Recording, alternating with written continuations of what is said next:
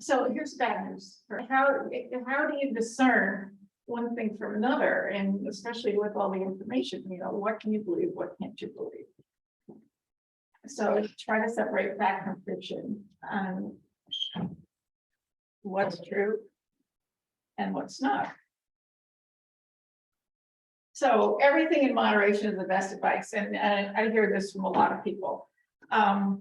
Moderation can kill.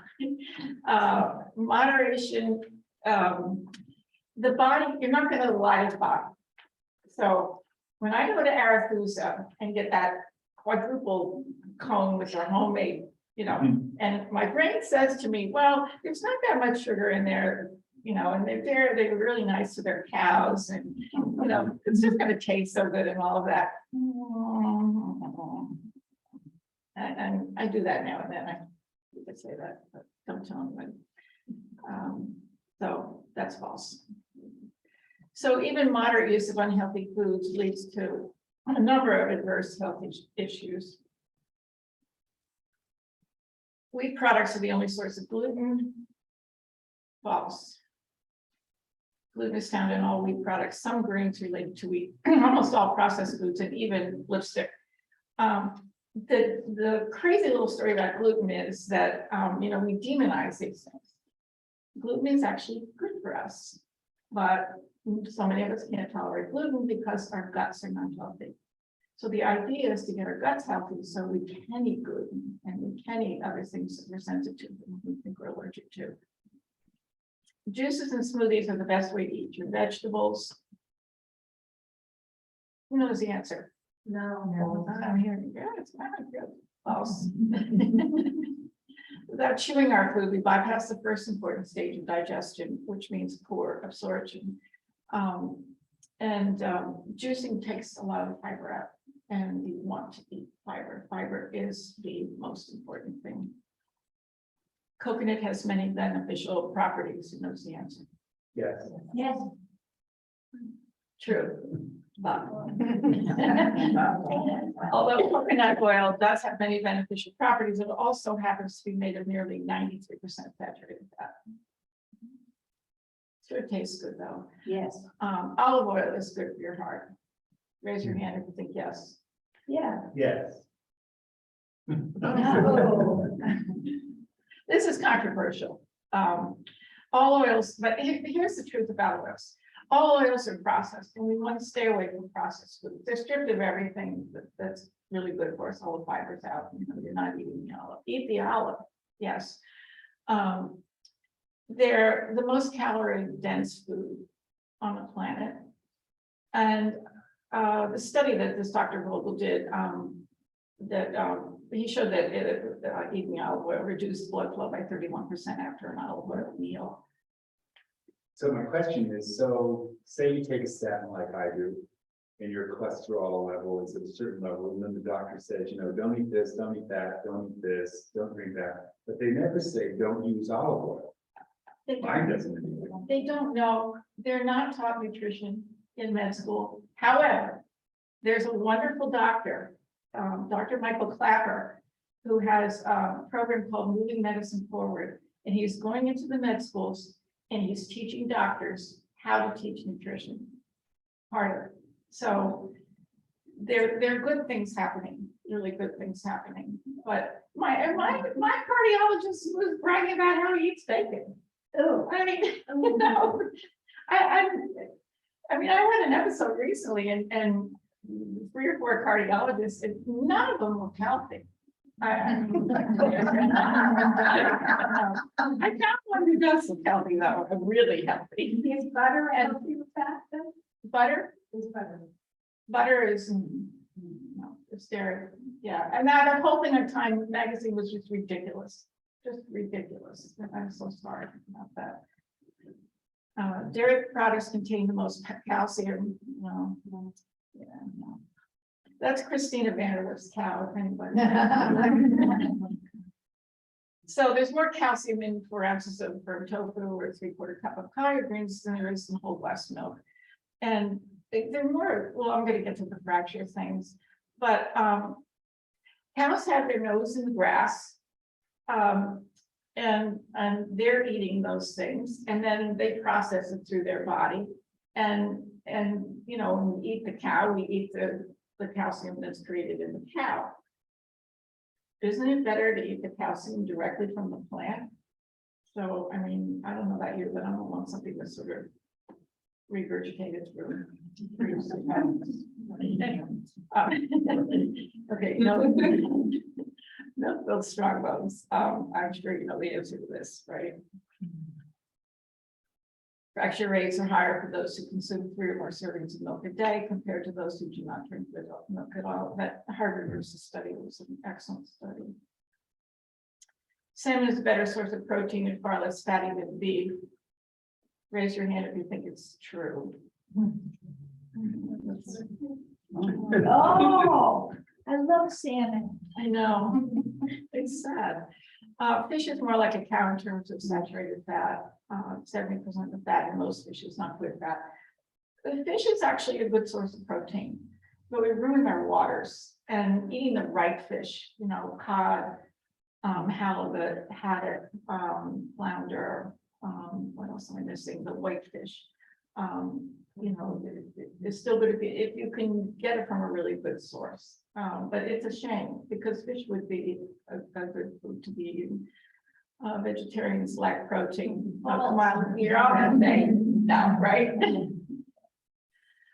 Leafy green vegetables boast as much as 50% protein, lemons 15%. And there's plenty of protein in a plant-based diet. The emphasis on protein happened about 100 years ago, totally skewed numbers, pushed by cattlemen lobbies and, you know, other lobbies onto us. Harvard, or no, Yale did a fabulous study 100 years ago and explained that, you know, our protein requirement in human is much lower than what the government was saying. And it was totally ignored. So, you know, this is where we have to be careful. I love this one. Protein shakes are an excellent source of added protein, energy, and stamina. Sorry, guys. No, protein can't be stored as a protein. So it gets stored as fat. So eating those, drinking those excess things is just the wrong way to go. I mean, I don't know how we get from this. Meat eaters have a higher level of testosterone. I love this. No. Testosterone levels are 23% higher in whole grain eaters as compared to meat eaters. And has anybody seen the Game Changers? Oh, I mean, guys especially have to watch this. Arnold Schwarzenegger's on it and it just gets right up there and says, you know, eating meat does not make you a He-Man. Grass-fed beef is much healthier than feedlot beef. Yeah. Grass-fed beef has a few more grams of omega-3 fatty acids, which are important because we're all kind of out of whack with that. The significant choice between plants and animals. Humans need meat. The intestines, teeth, stomach acidity, saliva, and need for fiber in humans are all consistent with herbivores. Just a couple things recently. They did a study on healthcare workers who got COVID, and they had a high load of the virus, so they were interested to see, you know, what their numbers look like. And they found a higher level of butyrate in the plant-based eaters. And butyrate is short-chain fatty acid that is created by eating plants, and they have more resistance to the disease. And I also just heard that people who are plant-based have less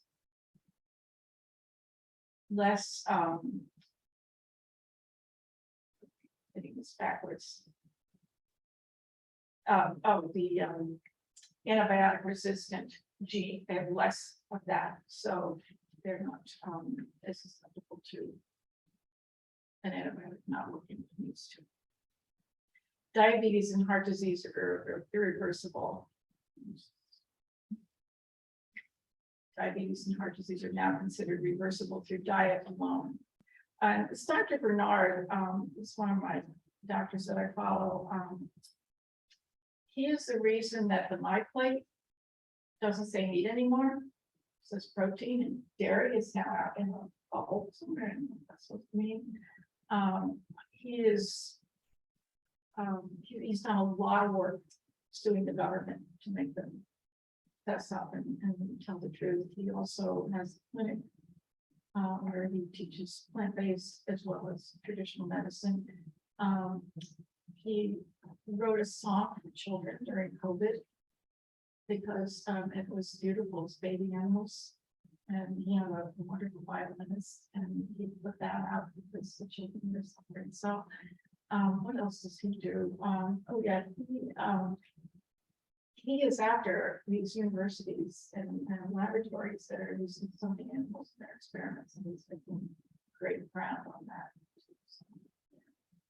I just had a question about when they talk about diabetes being reversible.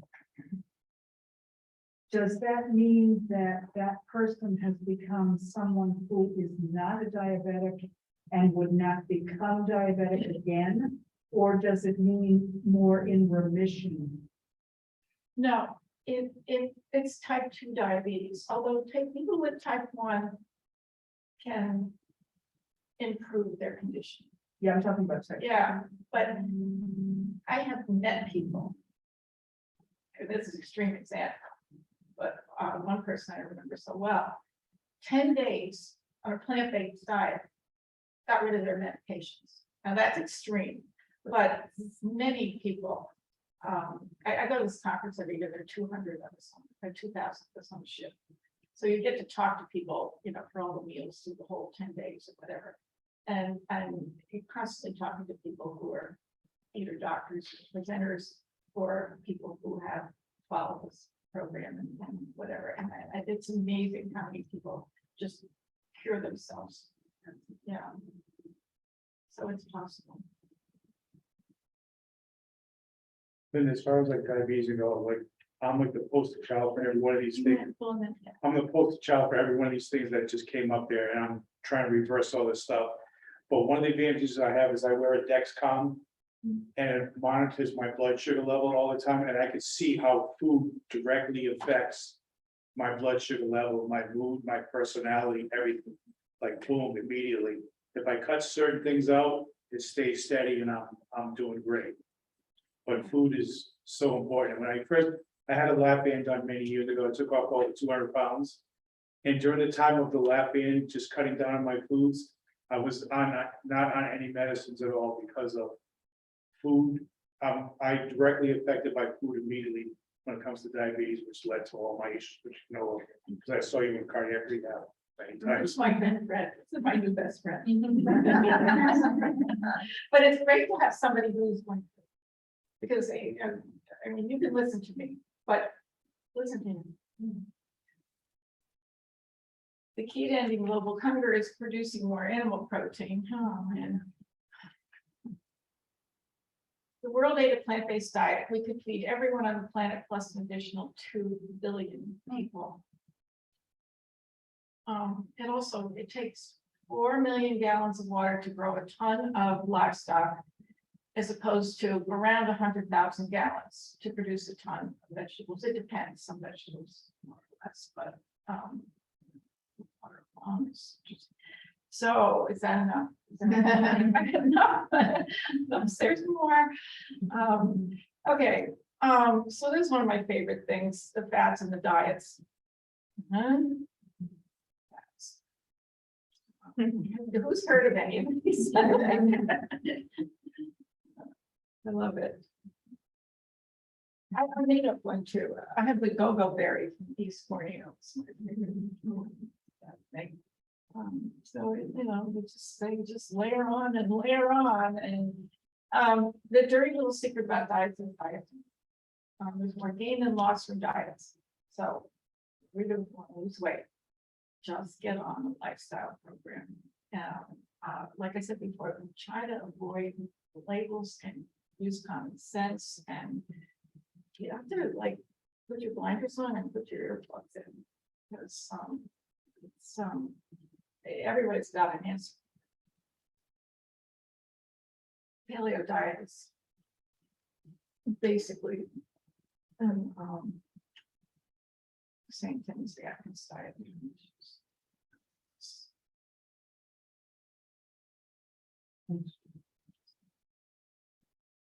I actually looked up, I went to the Barnes and Noble or something and looked up a lot of these diets. I mean, it's unbelievable what's on the shelves. It's really unbelievable.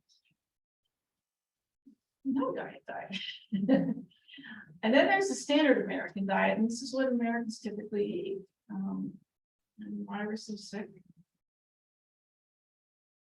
And these are some of the things you get from eating them.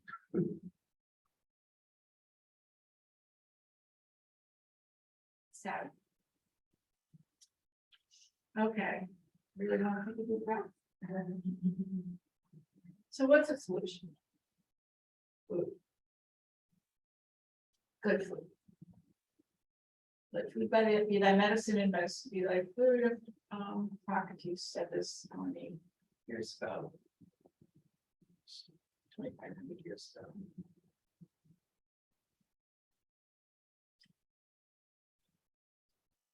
So here we are. I love this, eat down to earth, closer to nature, healthier you be. And not just in the food that you eat, but getting out in nature. Getting your feet in the dirt, sand, and your hands in the dirt, and taking a walk, all of that contributes to our good health. Great. So where do we start?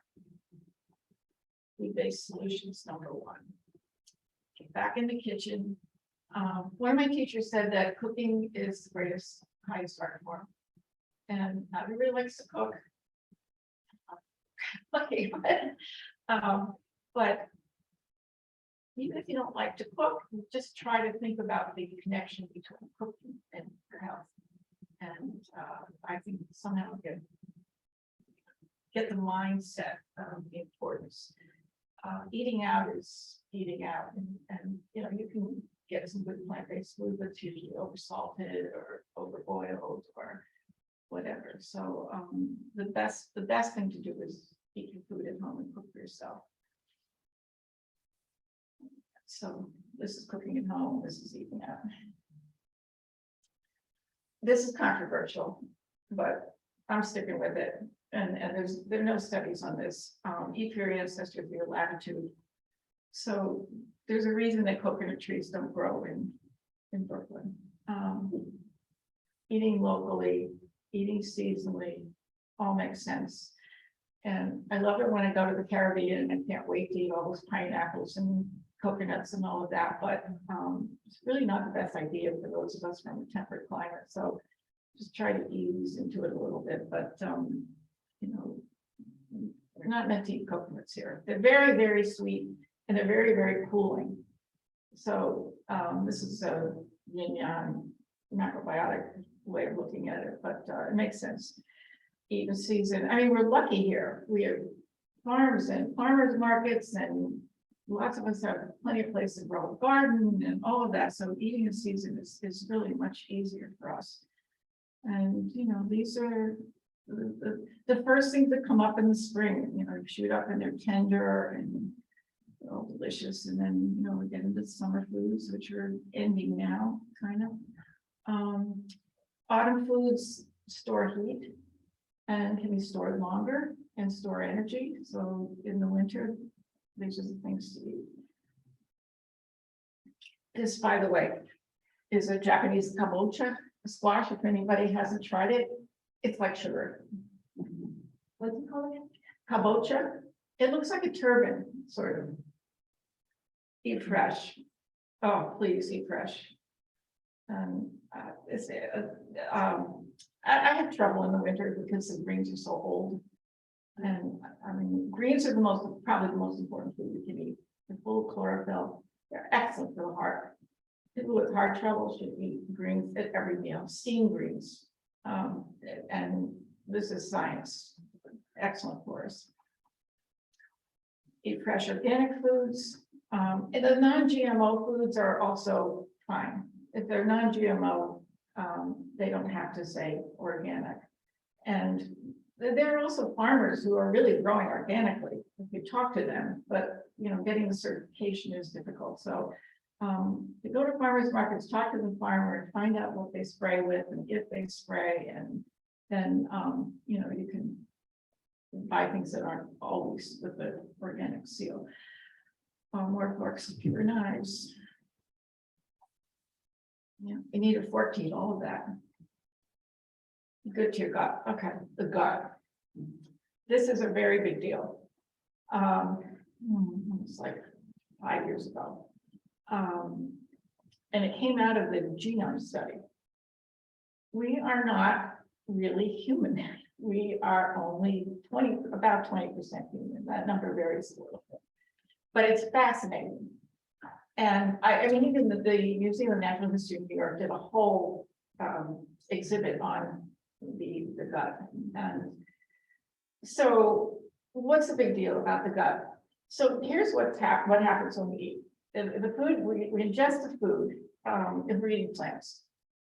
And it travels down. Not a whole lot happens through the small intestines. It collects water, but when it meets the colon, and this is where 80% of our immunity is, this miracle occurs, and these short chain fatty acids are created.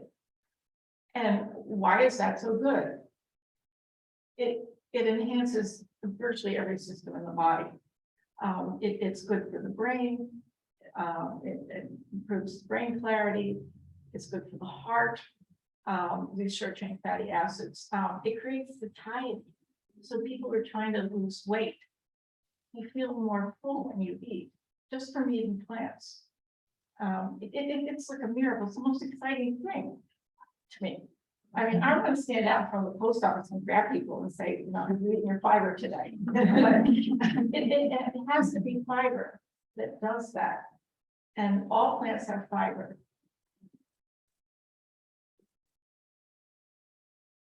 Fermented foods are excellent. These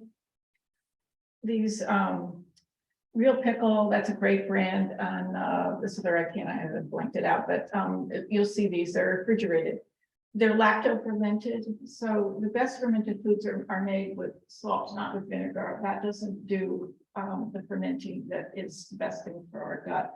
I did make some pickles for us tonight, and they're not lacto fermented, but they really taste good. What is the difference there? You're saying What's that? on fermented food, what are you saying? It's sodium is good, but vinegar is not? Well, they're fermented with salt. So you can make a pickle by just taking chopped vegetables or sliced vegetables and rubbing them, rubbing the salt into them and putting a plate on it. And then I just drain that off so that the salt is going out. For people who have to watch their salt, you have to be careful of a lot of fermented foods, but they're so good for the gut. Really, really good for the gut. Now, if people are really in dysbiosis and gut distress, fermented foods can be a problem. The secret to that is get the gut healthy, introduce them back in slowly until you can eat them. And with anything else, it's a problem, any food allergies. So when I pickle green tomatoes at the end of the season, that's not healthy for me to eat. Well, how do you pickle them? I put vinegar in them too. Well, no, it's not. I know this sounds like I'm demonizing things, but don't feel that way about your green tomatoes. Okay? No, I mean, you're doing the work is really good, but just remember that your best pickle is lacto fermented. That's what's really going to help your gut. So, but enjoy your green pickles. You should. Yeah, I'm tomatoes, sorry. Yeah, I do pickles too. Your pickled green tomatoes. Oh, yeah, who does this? I try to get to like 30, but when I ate with bread, Yeah, but it makes a big difference. The more surface area that is created when you eat a food, the greater your absorption. And it's all about absorption, what you're absorbing. So there you go. So yeah, your absorption rate goes way up. All of that. Oh, vitamins. This, I'm not exaggerating. This is a picture that I took of my friend's thing she was packing up to go visit her mother. Those were all supplements and tinctures and every day. I mean, it gets out of hand and they're not regulated and if some supplements are necessary. We certainly need B12, especially if we're eating plants. And we need D3 and probably some magnesium and, you know, a few other things. But after that, just try to do it with food, whatever you can. The food is the best source of vitamins. And if you eat a really well-rounded plant-based diet, and I've heard Dr. Campbell get this question, everybody asked him this question. I thought, this is one man, I know I need to take more man. Just eat a well-rounded plant-based diet over and over and over. And it'll even out. And your body will learn to make what you need also. But if you're taking a pill, it doesn't know what to do. So, okay, so the pH of humans is slightly alkaline. Cats are acidic. They have a 7-foot long intestine because they are eating raw meat. It's highly acidic. So you don't want highly acidic foods to stay in your system. You want it to pass through quickly, like, you know, lions and tigers in Africa. Humans we're up to 22 or 23 feet. A long path. So we want a pH of foods that matches our body, and that's plants, mostly plants. So here are some alkaline foods. Salt, rule for salt, really good quality sea salt, a pinch per cup of fluid. And we need salt because we need the electrolytes from it. That's good for our heart also. These are acidic foods, white flour, chicken, cashews. What else is in here? White vinegar, white, just a lot of whiteness. Yeah, I mean, we have a friend who stopped eating white rice and white pasta and white flour products and white bread and whatever, but she lost weight. It just, you know, come on. They taste better too. With the whole grains. Taste Yeah. better. Yeah, They're because more that's your flavorful. fiber. Yeah. Yeah. So, all right, what I'm gonna get at here is, these are also acidic foods, slightly acidic, okay? But they're nothing compared to meat. So don't worry if blueberries are a little acidic. Blueberries are great. But they're not equal in terms of alkalinity and acidity. So here's a breakfast. This is like the perfect breakfast. Oatmeal, blueberries, steamed greens. Okay, your taste buds. So here's what happens on the standard American diet is our taste buds are destroyed. And the more salt we eat, the more sugar we eat, the more processed foods we eat, the more we want to eat. They're addictive and they ruin our true ability to taste foods. And this is a perfect example because when Brett said to me, you know, how are you doing? I went, it tastes good. So my taste buds were ruined. But once I got over that, and I don't know what took me so long, because usually it's like 4, maybe 6 weeks to really reclaim your taste buds. But once I got over that, I mean, I just love eating a piece of raw kale or anything that is in its natural form, in a plant form. And You might not believe that, but just try it, really. And I'll tell you another example of this. So I was house sitting for some friends and taking care of their dog. And I was working with the owner who was going to MD Anderson for some very serious cancer treatment. And I was working with her on a macrobiotic diet. And she left and, you know, she was starting to get into it all. And I said, this will give you a little jump start before you get down there. But they left me with this dog that was really sick and really old. I thought it was like 13 or 14 or something. And I thought, oh, geez, he's gonna die. Oh my God.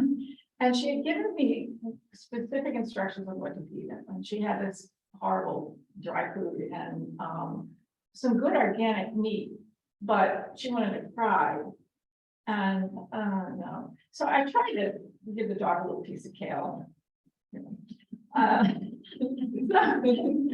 I boiled this meat and I boiled some white rice. And if you're sick, the white rice is easier to digest, but you know, you don't want to move on to brown rice. And he started eating that. And then I started boiling some vegetables and chopping them up and putting them in his food. And that was a little while, but it didn't take too long. He was eating vegetables. And dogs should. Cats really are pretty much just animal protein, but dogs should eat a little more varied diet. So 4 weeks later, they came back. And I took the dog to the airport when I picked him up. And I got on the plane with this dog and he almost died. He lost weight. His breath didn't smell anymore. His tumor shrank. He was acting like a teenager and he was running around the yard chasing the cats. And I just found this energy. And they went, what happened to Tiger? Food. Really. The dogs are easier, their systems are easier, but anyway, if it can work in dogs, it can work in people. So let's see, okay, common sense, I'm really big on this. It's learning to use our intuition, which is here. This is not our master, this is our servant.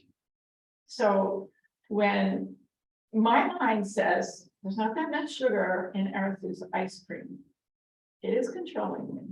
I'm trying to.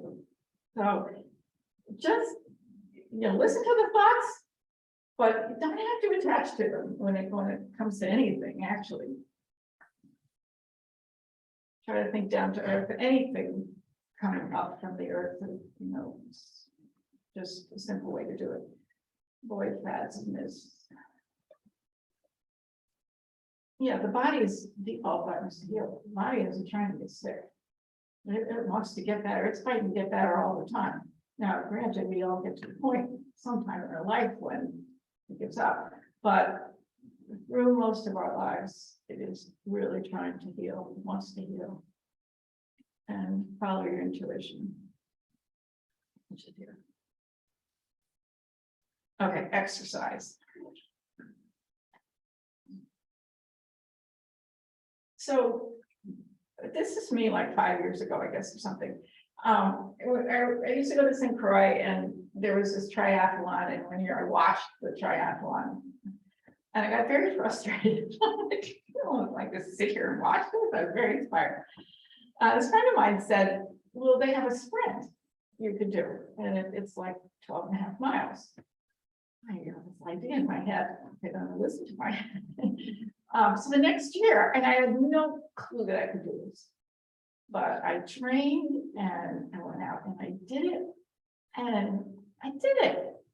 But I had to overcome this idea that I couldn't do it. Last year, I did 14 and a half miles, and that was 2 miles more, but that wasn't, going right from one end to the other. I had to walk over here and then get over to Toby and then, go change my clothes. So it was a little easier that, but it was really rewarding. We don't have to be locked into, I can't do this because I'm a certain age.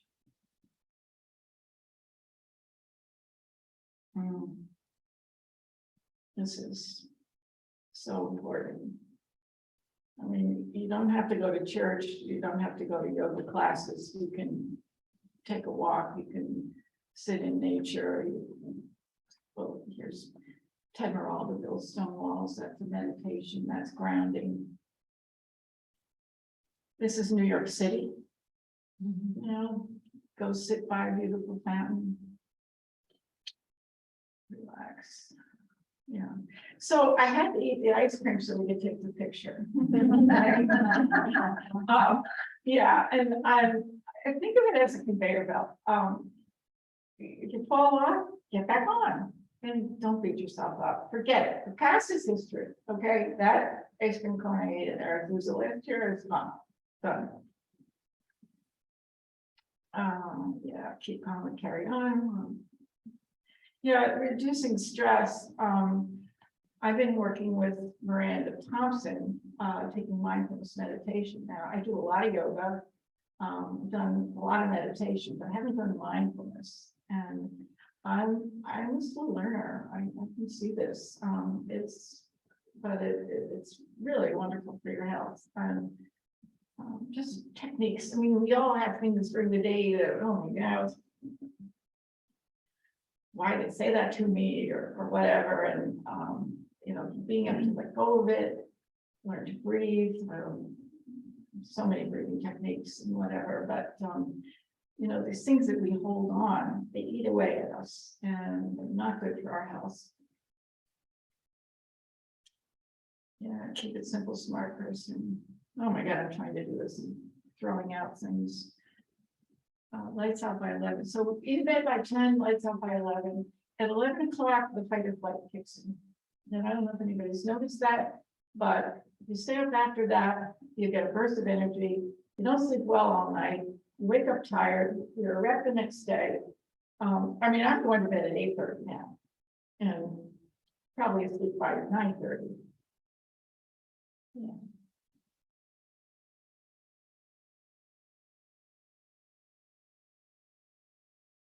There's nothing like a positive attitude.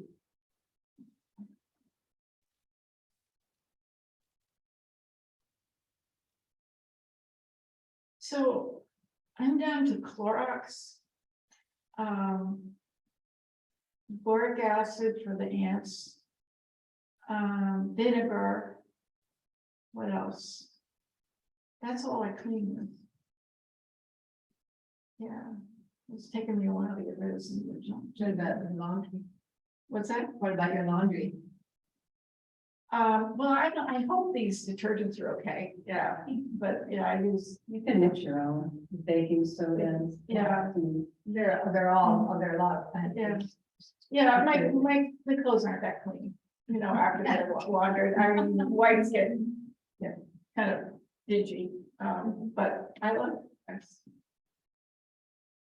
Skincare products are, you know, really. I stopped using makeup. I have this, I call it my fossil spray.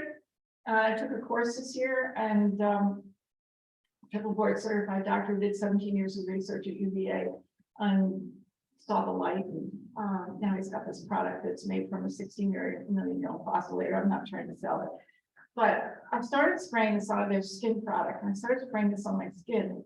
And I mean, I have a little makeup on tonight because, you know, I thought we were going to be on Zoom and it shows up better. But it's amazing how healthy my skin is. And there's one for the gut, and there's one for the nasal spray. So, but it doesn't. Try to find things that don't alter your cellular structure. That's the problem. So we want to use products that just enhance the microbiome. That'll keep our immunity up.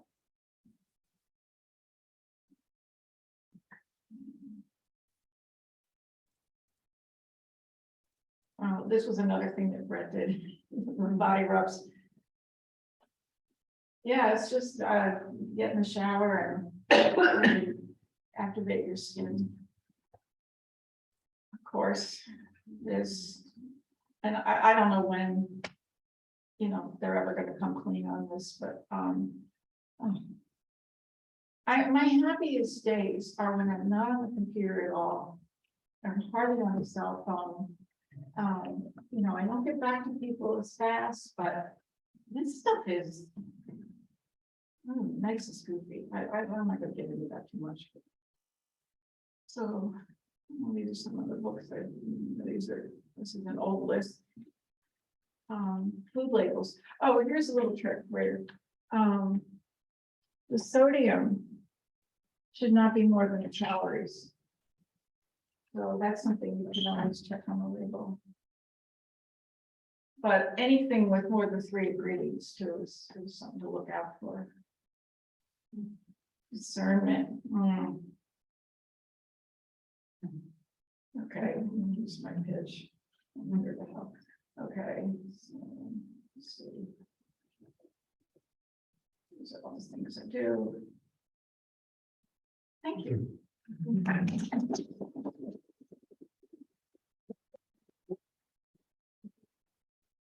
Well, we have a supper. I made Louis' favorite soup, which I'm already eating. Which I'm wait for everybody. The mugs are over there, and this is the end. And I tried to do Reed Sisters, so there's squash in the soup, and a few other goodies, little curry and whatnot. There's little mint and scallion pesto if you want to put a little olive on the soup. There's a 3-bean salad and 2-bean salad, sorry, and corn. And that's part of the Three Sisters. So that was the squash and beans. 2 kinds of beans. So what was I gonna say?